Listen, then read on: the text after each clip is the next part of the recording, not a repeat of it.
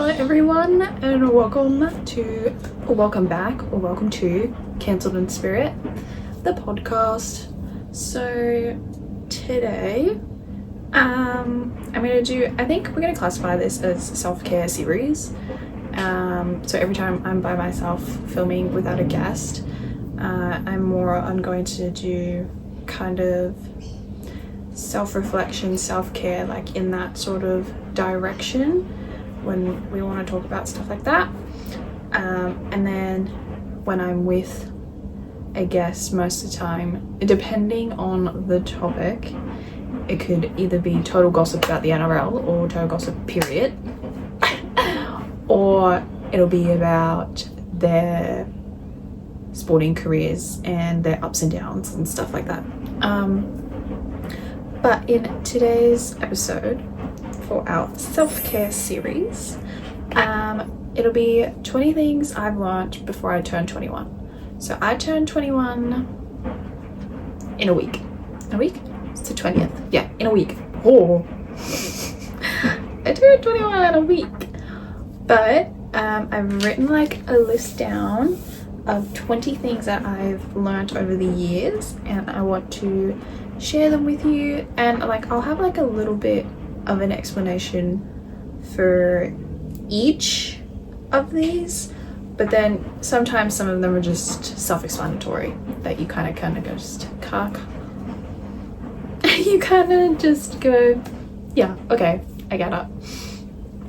So they're not in like perfect, there's no order of 1 to 20 or anything like that. It's just, they're all just there. Okay. So the first one is, it's okay to ask for help.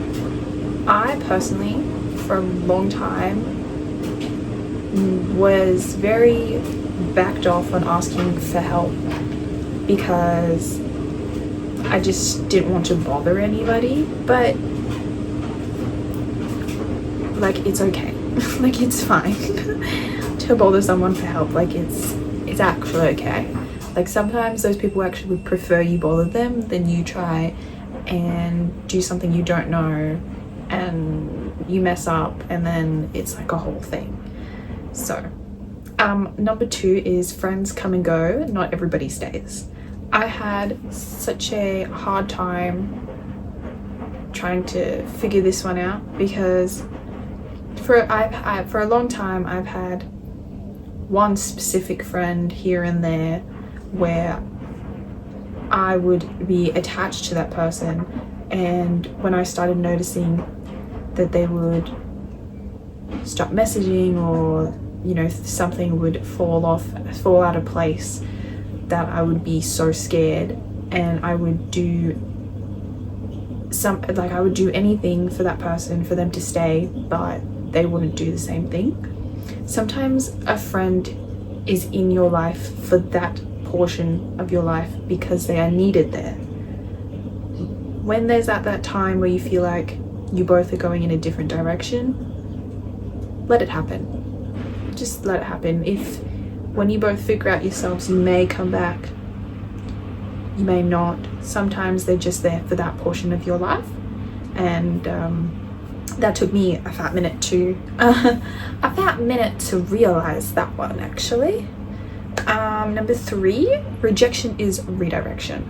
So I feel like that's pretty self-explanatory in a way, where if something doesn't go right that you want it to go right, don't think that you need to stop there, like that's it, because it's never that's it. There is always going to be other opportunities for you to go ahead and do, or like you can keep trying. Like there's nothing wrong with that. Number 4, talking isn't weak.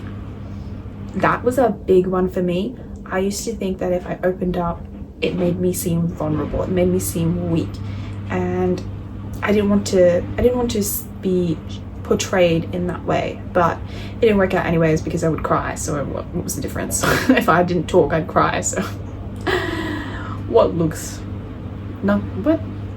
so it didn't really matter, did it? Number 5, don't hide things from people who just want to help. So I was a big one. For me, I couldn't talk even if I wanted to try to. I would start crying anyways if I was trying to explain to someone how I was feeling. But I would also, I used to get angry if someone would ask me because I wouldn't want to tell them. But they're literally, all these people want to do is just want to help you. They want to help you as much as you want to help yourself. And sometimes taking that step to talking to a person and finally like opening up in that sense of, what am I trying to say? In that sense, it makes it easier for you, and even if they can't help you, you've at least told someone, and it makes you feel better, and it makes them understand you more as well. Number 6, it's okay to take a rest day. I know that there's a lot of people who are always go, go, go, kind of forget to do things, like they'll forget to eat, they'll forget to take care of themselves, and then they'll totally burn out. And that used to be me because I just wanted to constantly stay busy. Literally, reminder, take a rest day. There is 7 days of the week. Take a rest day. Do a whole thing. Like, you need it to function. You need it to keep going. Because burning out and then rest day as your burnout day is not the same thing. It's not the same thing, and it's not really good for you. If you really think about it, it's not really good for you. Number 7, just because you failed doesn't mean it's over. So that kind of correlates back to rejection is redirection. They're not the same, but they're also different. Wait. What?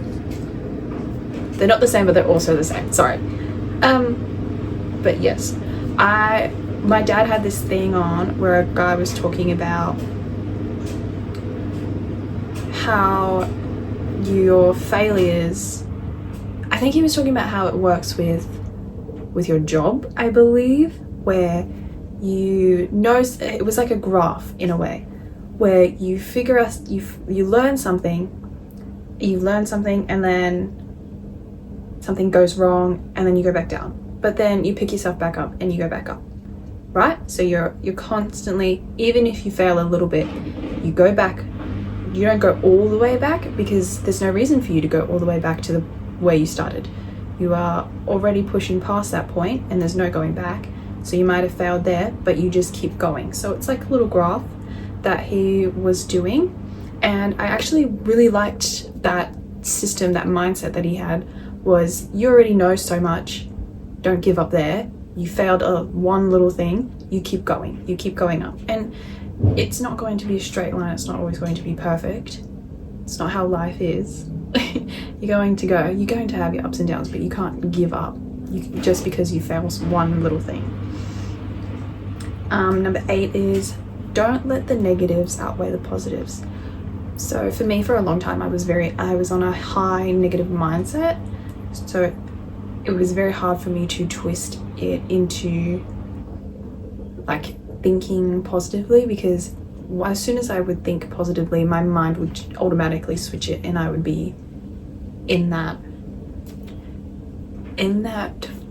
like, I would still have that mindset, and it was hard for me to throw it away. Not really throw it away, but get rid of it, push it back all the way. For me, that really changed it to make myself think more positively was actually go back into my faith.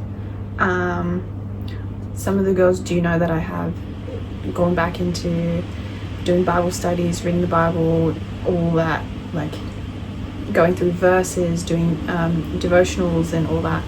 I have my cousin, I've been talking to her about it, and she has been showing me how she does her things, and for that it has definitely made my mind switch for me and to think more positively. But even in a way, even if you don't believe and you don't have a religion to whatever, it's just also how you wake up in the morning and what you think about, you know? Like, you, instead of waking up and feeling like you feel drained, but you're gonna think, oh, it's gonna be such a bad day, like I just don't feel like blah blah blah. You can instead change it to, say, you wake up, you don't feel 100%, but you've gotten up, like you think, okay, at least I've woken up, I can still move around, I can still do this. Like, you know, like you don't, do you understand what I mean? Like, you change the perspective of how your day-to-day life will go. Number 9, do things that make you happy. So don't worry about what makes everybody else happy all the time. Do things that make you happy. Like, if you have a day to yourself and you're feeling up for it and you're not sure what to do, and in a way, like, you just do something that makes you happy. If you have a day off, as I said, and you don't know what to do, find something that makes you happy and do it. Like, go out there if you want to go for a run. That was a big one for me to throw out there. Go for a run, go to the beach, draw, write, paint, watch TV. If that makes you happy, do it. That is so big, to do things that make you happy, because that can also change your mindset to become more positive as well, because you're now focusing on yourself and making yourself happy. Number 10, this was a big one for me in high school. You don't need to change yourself to make others like you. They should like you for you. I was a big float around friend, I suppose. I would, you know, I could go to different groups and I would change my personality depending on which group, so that they wouldn't feel annoyed with me. They wouldn't feel that I didn't belong, which was really silly of me to do, because that really changed me into I forgot who I was. Like, I didn't know who I was because I was so many different people just to please different people because I wanted them to like me. But now, I'm the same person everywhere I go. And maybe at work I'm a little less of what I am just because professional aspects. But everywhere else, I'm still who I wanted to be in high school, but I never got to be her. But 100%, you do not need to change. If that person doesn't like you for how you are, then that person isn't meant for you. And that can be friendship, relationship, yada yada yada. Number 11, routines do help. So for me, I was terrible at sticking to routines, but now I've not decided, but I kind of opened my mind into trying something and I've stuck with it. So for me, it's my specific morning routine that I've actually stuck with. I wake up at different times because I'm a shift worker, but when I wake up, you know, I turn all my alarms off. I have is it an Aura light? I don't really know. They were like big, like years ago. Anyways, I'd turn that on depending if I was in the morning, or if I was like midday, I'd turn the big light on. But then first thing I'd do is make my bed, and then I'd grab my stuttering. I'd grab my Bible study book, I'd grab my prayer book, and I'd grab my iPad, because my iPad has the Bible app on there. The iPad is just a lot easier for me to see than my phone, so I'd grab those first, and then I'd do my Bible studies, and then I'd go to the bathroom, brush my teeth, wash my face, then I'd come back into my room, do my skincare, and get ready for the day. Either I'd do my hair and stuff for work, or I'd just get ready just for the day, period, you know? So that's something that's really kept me like at a pace, and I feel like that's been really working for me, and that's something I've been sticking with, and I think it's great. Like, I feel like routines will help you and kind of motivate you to keep, like, even if you haven't done anything for the day, you can still say you've done that. Like that is still, and you've been consistent with it. Number 12, find joy even in the little things. So not everything, like not every day is going to be a big, spectacular, amazing, throw yourself out there day. Sometimes it's going to be like literally the chillest day you could ever imagine, but you can still find joy even if you're not doing that much. Like an example is you could spend time with your family and find the joy of spending time with everybody.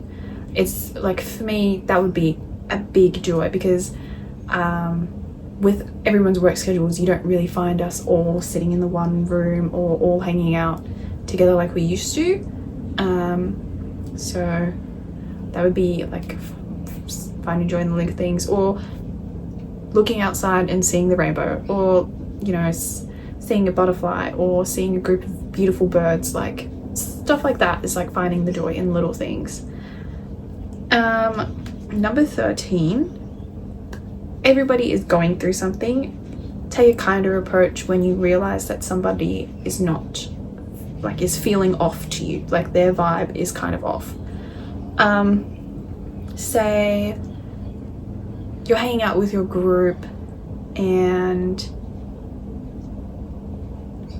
you kind of run into someone, or in your group something just doesn't feel right.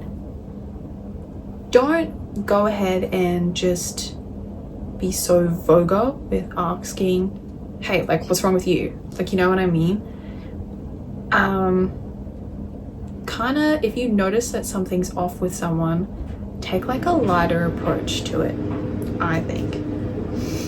I would not, like, you know what I mean? Like, if you notice but they don't want to say anything, but you kind of notice they're off, and then they kind of lash out or something, and you've seen that they haven't been 100%, you don't need to you know, you don't need to do that back. You take them a step back as well, and you be like, just relax. Like, is everything okay? Like, do you need someone to talk to? Like, be that friend instead of being the barker and the biter. Just be the nice friend. It's not hard to be kind. Number 14, you don't have to like the same thing that someone else does. I know that this was a big thing if you had like friend groups and stuff. It would kind of feel like controversy if you didn't like the same thing as that person. Like if everyone liked one thing but you were like, oh no, I don't really like that, and then it was kind of like a side eye to you, don't worry about it. Like, if you don't like it, you don't like it. There's nothing wrong with that. Not everybody likes the same thing. It's like not everybody likes the same food. Not everyone likes the same drinks. Not everyone wears the same clothes. Like, I genuinely don't think it matters. Like, if you don't like something that someone else doesn't like, it shouldn't matter. Number 15, you can't continue to love others if you don't love yourself. Like, I'm just saying. Like, if you can't feel the love for yourself, you just can't portray it to others. It's pretty simple, to be honest. And people might be like saying things and saying, oh, well, like, oh, well, I can love all my friends, but I still don't feel like I should love myself, blah, blah, blah. No, because you come first over everybody else sometimes. The way you feel comes first. And if you can't really love yourself, you can't really express a deeper affection, a deeper love for your friends, for your family, for your relationships. And that, over the years, you'll notice and will get harder for you if you can't figure out how to love yourself first. Yeah. Number 16, don't isolate yourself with people. You know, go out, enjoy life. Go out with people who make you feel happy. There's a difference between being alone and actually being alone. And this, in a way, is the one where it's not that you don't feel like going out and you want to stay home. It's I'm going to lock myself in the room and I'm going to sit here and do nothing because blah, blah, blah, blah. Like, don't isolate yourself when you're feeling that sort of way, because it makes it worse. It doesn't make it better, it makes it worse.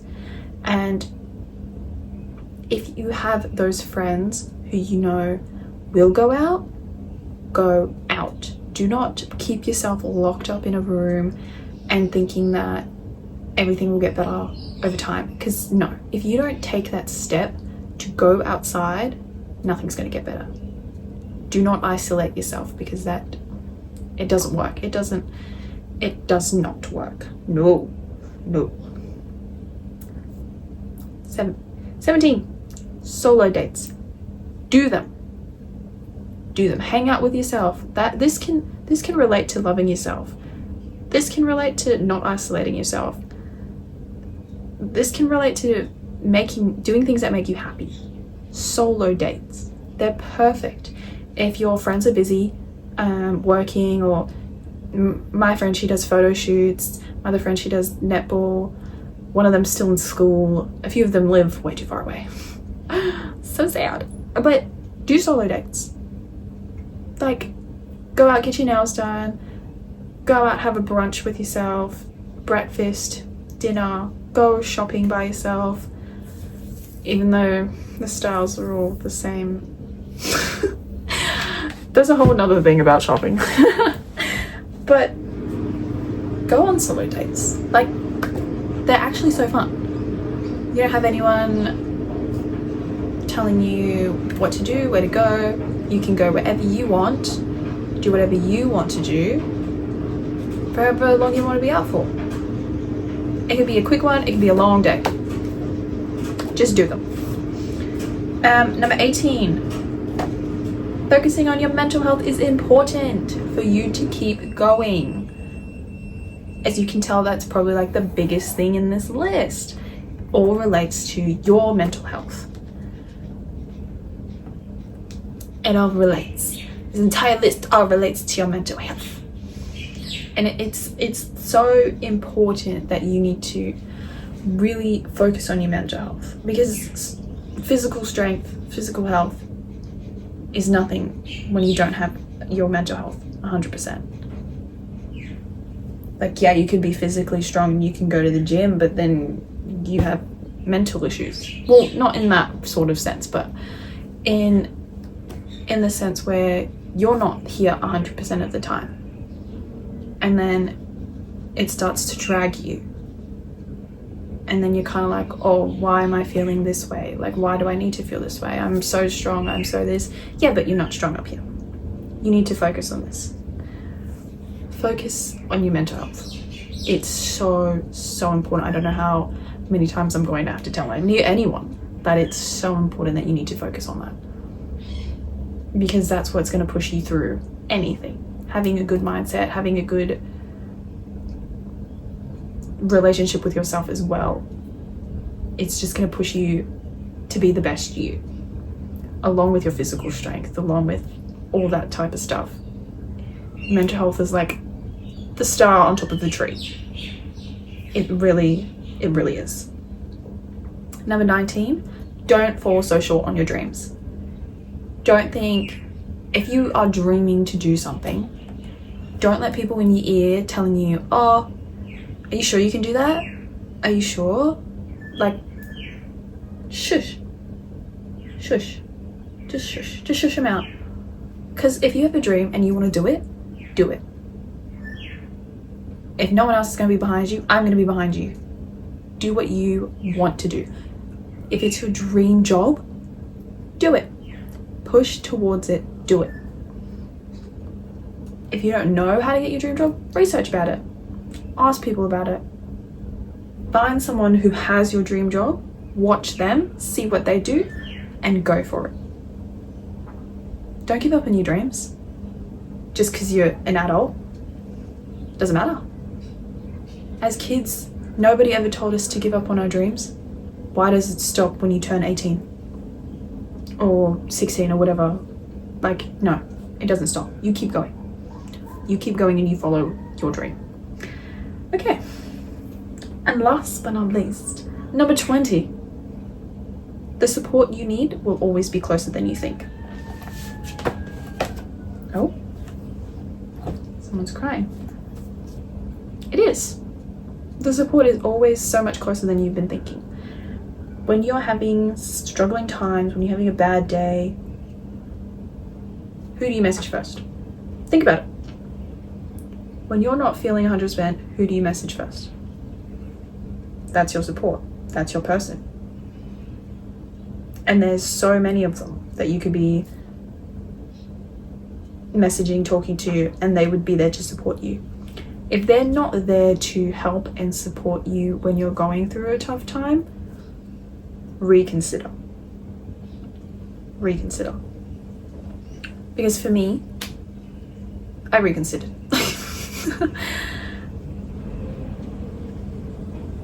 So, yeah. Anyways, okay, well, that was the 20 things I learned before I turned 21. If I was too aggressive, I'm sorry. That's just how I am. But yeah, that's the whole vibe. That's some things I have learned, and I think those are the main 20 things that have really stuck with me. And I also tell my friends pretty much what's on that list when they're not, depending on their situation, of course, which ones I kind of take out of there and let them know about it, and tell them that everything's going to be okay.